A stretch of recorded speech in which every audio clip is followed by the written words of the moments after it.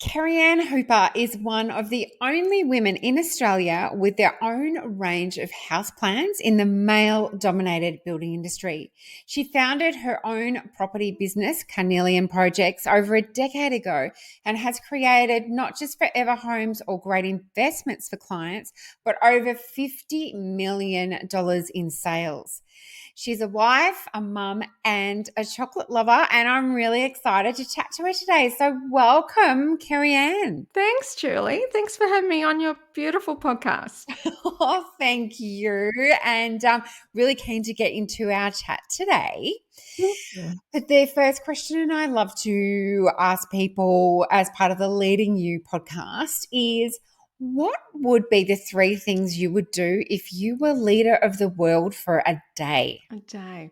I'm going to sound like I'm in a beauty pageant, but I'm going to say first world peace. Yeah.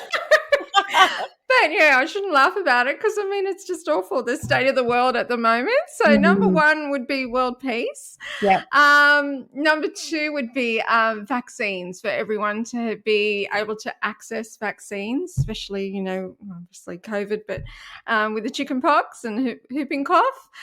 Third would be shelter. Something close to my heart is providing shelter for everyone, so no one is sleeping on the streets. So yes, that would be my three things I would change.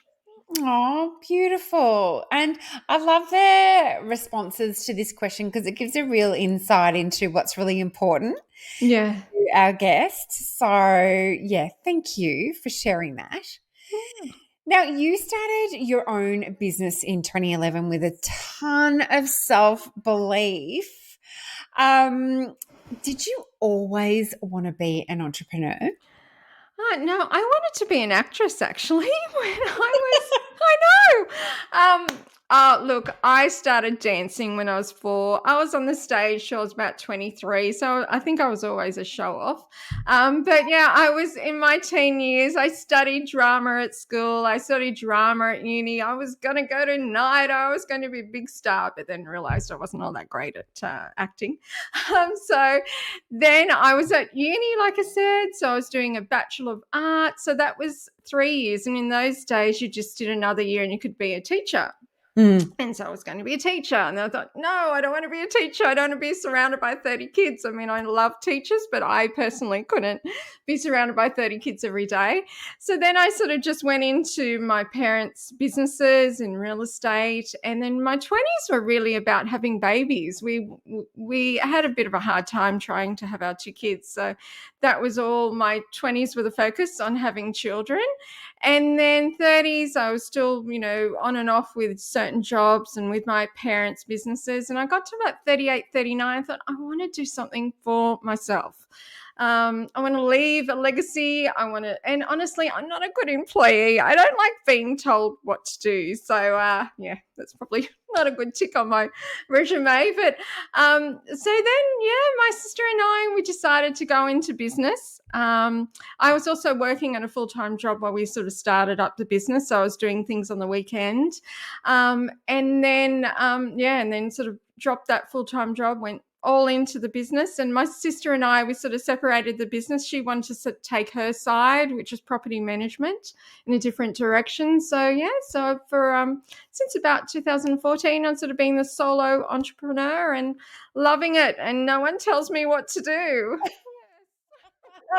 That is awesome. Of course, no doubt driven by your clients' needs and what they want. But that's right. Yes, being your own boss, I can certainly testify to that. It's something that's very liberating, and I certainly could not go back into business now. No, tough, but worst employee. Oh, I know, yeah. And I've been in some toxic environments. I worked for my parents, which was fine, but then other jobs in between, some very toxic environments. I remember going for a job in real estate when we had to move up to Coffs. My husband was in the bank. We actually met in the bank. I was he was a teller. I was doing the banking for my parents' real estate office, and that's how we met. But yeah, going for an interview interview there, and the guy said to me, "Why would I want to employ you? You know, you're going to have babies." I mean, we were trying to have Oh, babies, but why would I employ a woman now at your age? And other sort of toxic environments where I've been yelled at, and it's like, yeah, no, I love working for myself, love helping my clients, and it's tough. It's yeah. it's tough, but it's worth it. Yeah. Yeah, it's totally tough. But yeah, my gosh, I remember those questions that we used to be asked a Ah, long time yes. ago. Like, why would I employ a woman? Because you're just going to go off and have babies. I mean, my God. I know. And I sincerely hope that question is not asked anymore. But I really admire the self belief that you had at a really young age. Is that something that you've always had? Do you think is it something that was instilled in you, or is it just basically what you've known, sort of I for all of your Yeah. life? I think it was probably instilled in me, and like I said, I was a bit of a sort of show off, so nothing sort of really worried me except for when it comes to my kids. My kids will tell me I'm a real worrywart, but I never had that fear of going into business. Like, I couldn't do it. I mean, that's too, I never had that fear of it's too scary. I Mm, think I got that from my dad. I mean, I can still remember he was a teacher. Wasn't happy with the teaching system, so he rang up. I still remember the phone call. He rang up to get a job in a real estate agency. And from then on, he went on and had his own offices. But I still remember that. And he's like, well, why not? Why can't I do that? So I mm, think that's been in, just my background, how my dad was. I mean, another example was I was year six back a while ago now. I'm 52, so that's a while ago. I sat for a multiple choice exam and that determined what class I would be in year seven. And I went horrible at it. I'm terrible at multiple choice. I mean, the answers are right in front of you, but I still can't do multiple choice. And I got into a C class for year seven, and I was just devastated. And my dad said, "You can do it. You work hard, you study hard, go well in exams." And I did. By year eight, I was in 8A3. So I think I mm, always draw on that time, and always draw on, you can do it. You just got to put the work in. And mm. why not? Why not me? So, Yes, that's a great sort of question to live by. yeah. And of course, you are a woman who is leading a business, have founded a business in a very male dominated industry. So that's Yes. not easy. It isn't. I mean, most of the guys are wonderful, like the building supervisors and that. But other salespeople in my sort of genre, I should say, yeah, that's sort of tough to go up against. There's a lot of egos there. Mm, I don't believe in egos. no, so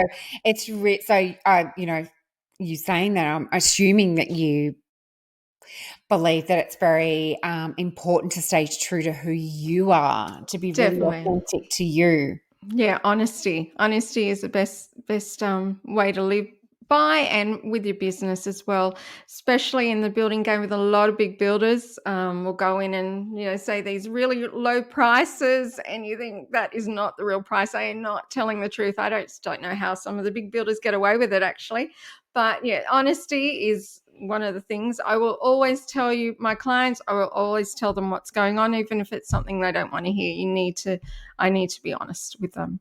Yeah, totally. And communication is key. Like, there's always, or you hear a lot of horror stories in the Yes. building game, but a lot of it comes down to people not being told the truth I know. or being communicated to at all, especially when it's bad news. Yes, exactly. And a lot of them, with big display homes, it's all smoke and mirrors. They're Yep. giving them a really small, low price.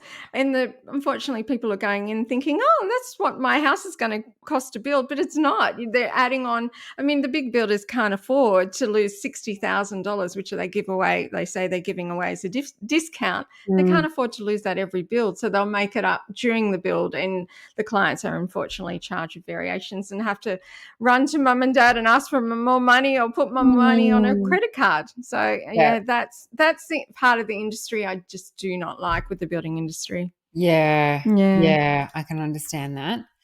So, you were talking about your dad before and your Yeah. parents who also had real estate business. Yeah, they had a few businesses. They had a couple of real estate agencies. They had Tile and Slate. Remember Slate? Yeah, it's true. Slate Company. They had a bottle shop. So, yeah, they had a few businesses. Yes, Yeah. 20, 30 years ago. Okay. So you learnt a particular lesson from them, haven't you? Yes, Would you share that for us? I think that has very much shaped who you are as a definitely. woman. Oh, yeah. Yeah. Well, my mum and dad always said to me, stick to your bread and butter. Mm. Stick to what you love, do it well, and watch your cash flow. Watch what's coming in, watch what's going out. And unfortunately, they didn't really sort of stick to that. I wish that they did from what happened. But they had the real estate agencies. Basically, they were going well. This is, 80s, 90s. And then they decided to go into development. So, not just do one or two homes here and there, they decided to do resorts. They decided to multi unit developments. So, they weren't watching what was, their cash flow really, what was going in, what was going out. And then the GFC happened. So Mm. they were borrowing not from the major banks, they borrowed from smaller banks, from private companies. So all that money dried up. So then they lost everything. Mm. And then came another part of this story, and I always think, parallel universe, if the GFC didn't happen, what would have happened to my parents? But unfortunately, we're looking, 14 years ago now, they're still in that state of devastation. They're still depressed. They still live their life every day, reliving that time when they lost everything. And it had an effect on their health. Dad got Bell's palsy, mum developed breast cancer, which Wow. we're sure is from the stress. But every day, in and out, it eats away at them. And if you could see my mum, she's only about 40 kilos. She's just, it's like, yeah, the depression has just eaten away at her. They didn't get any professional help. The alcohol became a problem. Alcohol had always been sort of in the background, but now it's more in the Mm. foreground. They're prominent now. My dad actually has alcoholic dementia, so it's a big lesson to me. Do not live in the past. I mean, with a business, this is just advice on the business front, not on a personal front. But if something bad does come with the business, you have to pick yourself up and you have to seek professional help because it affects the whole family. I mean, our family is basically will never ever recover from what happened to our parents of the GFC because they're completely different people. They're completely depressed. They're not much fun to be around. They don't eat a lot. They drink a lot. So when you have parents like that, that mental, emotional toll on the rest of the family is just devastating. So Mm. big lesson is watch your cash flow, stick to your bread and butter. So I often think if they just stuck to real estate agencies, the real estate offices, they would have been able to ride that storm of the GFC and don't stay in that state. I think isn't Matthew Perry's book? I just finished reading that one actually. It's quite a depressing book. But he says, if you're driving along and keep on looking in the rearview mirror, you're going to crash. So my Yeah. parents just crash every single day. So try not to be like that. I mean, Yeah. I myself with cash flow last year, the building industry was, everyone thinks it was a booming industry, but it wasn't with what happened with COVID and the grants that they had, it affected supplies and trades, and I had a builder go broke. So obviously, last year wasn't the best time, but you just got to not be in that state. Get professional help and, just watch your cash flow. Yeah, yeah. Thank Mm, you so much for sharing that story. And I'm so sorry that that's happened to your parents. I mean, that's really heartbreaking yeah, to see when your parents are going through something and you can't control it. Often you can't influence it or no. help if they don't want the help. That's right. Yeah. They don't want the help. Yeah, Yeah. we've had doctors and geriatricians and dietitians and yeah, it's very hard when they won't accept the help. All we can Mm. do now is visit them and give them food and yeah, just we just don't know how it's all going to end. Yeah. Yeah, yeah. And we were talking before, and there does come a point where you have to look after your mental health, Yes. and where you can't, where, the offers of help aren't accepted, and where you can't influence the situation. You've just got to put boundaries up for you to protect your own mental health. That's exactly And right. yeah, Yes. because like you say, we all come to those T intersections in life where you can't keep going down the same road and you can't reverse. So you've either got to go left or right. So, and you go down one road and might be the victim road where you are living in the past and dwelling in the past, and it's sort of never ending. Yes. Or you can choose the empowered path where, Yes. you do take control and you take the lessons and you move forward and you look out your windscreen rather than in the rear view mirror, like you say. It's a Yes. really good That's right. analogy. Mhm. Yes, that's right. And think of your family. I mean, it's Yeah. not only affecting yourself, it's affecting your family, your grandkids.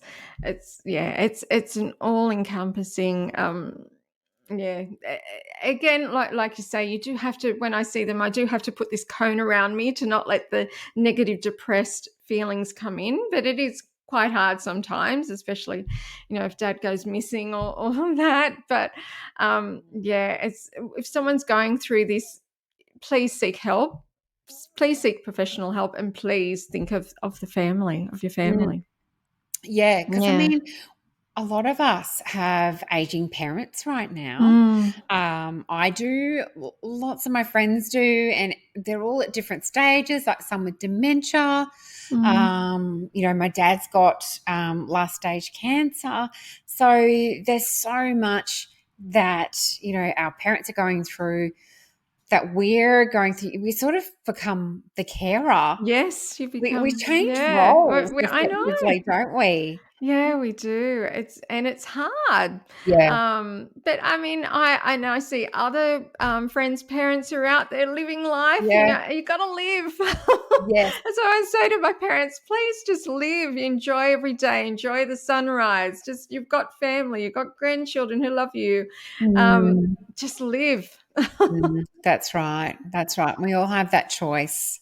We all Yes, have that choice to see, the dark side or the brighter side. So, good on you for, taking that message, the positive messages from that you've now, instilled in your mindset. And, life's too short it to be stuck is. in the past. Yes, and it's a work in progress. I mean, there are some days when I'm, thinking, "Oh gosh, this is what is going to happen to my parents." But yeah, you just got to every day get up, put on a podcast that makes you, get out of that frame of mind. Look at your vision board, do your gratitude sayings, and just get on with the day.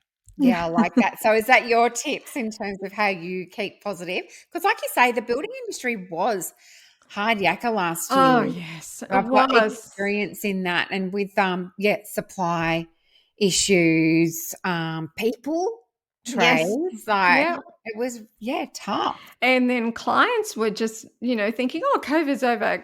I mean, COVID's still affecting us now in January 2023. There's still trades who are off sick with it. Mm. But yeah, clients would be getting upset. There'd be a lot of yelling I had so many people yell at me last year. No. So, you know, Yeah. but yeah, that's what you just got to do. And yeah, eat a lot of chocolate. Yeah. I don't drink alcohol. I don't drink coffee, but I eat chocolate and I drink chocolate. I drink a lot of hot chocolate. So go for a walk with your podcast, listen to something inspiring that gets you out of that mood. So you're not, you just, that's where it can become hurtful or harmful, Yes. is staying in that state. You cannot be in that state. And my kids will tell you that like I said, I'm a worrywart, but I'm consciously every day trying to live and to be positive. Yeah.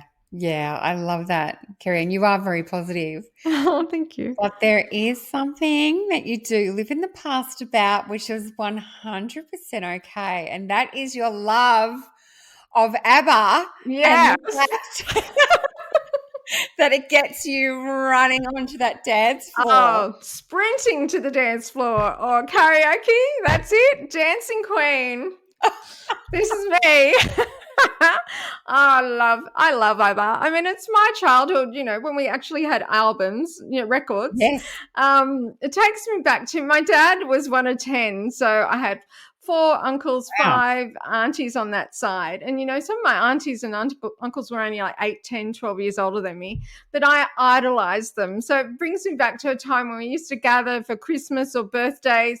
Always to be music, always to be ABBA. We do the motions, do the moves.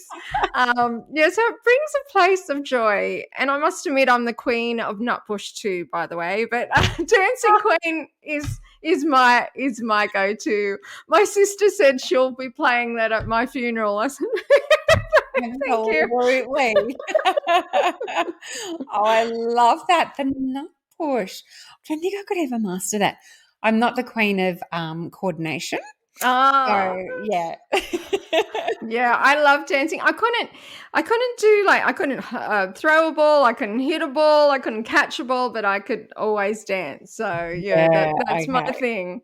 Yeah, yeah. I used to think I could dance, dancing in the mirror before I went out when I was living at home. But yeah, no, sport was my game. So we're Oh, opposites there. different to me. Yep. Yeah, that's funny. And then thank goodness my daughter went into dancing and singing. She's in musical theatre in Sydney. And thank goodness she did that. I think I would have been devastated. She said, "No, Mum, I want to play soccer." I'm sorry to all the soccer mums out there, but I personally would have been devastated. Oh, well, at least she's you can live vicariously through Yeah, her. I think that's what sometimes annoys her. Yeah. I just want her up there on the stage, but she's now back behind the scenes. She's a choreographer now, so Oh, okay, but yes. yes, but I used to love seeing her on the stage. I was the ultimate stage mum. Yes. Oh, nice. Supporting your daughter. That's beautiful. Now, your story is one of leadership in action, and I know that you're really positive about leaving a powerful legacy behind, which you did touch on before. What is that legacy that you're working towards? When I always say when it comes to that time, and I don't think I'll have a headstone, but just say there was a headstone. The last thing that I want to be written on my headstone is Julie Hyde, was busy. Oh, Because that's not, I'm so much more than that, and I sort of live each day aspiring to be so much more than busy. busy. Obviously, I've Yeah. got a passion about that, not being busy. So, what is the legacy that you're wanting to leave behind?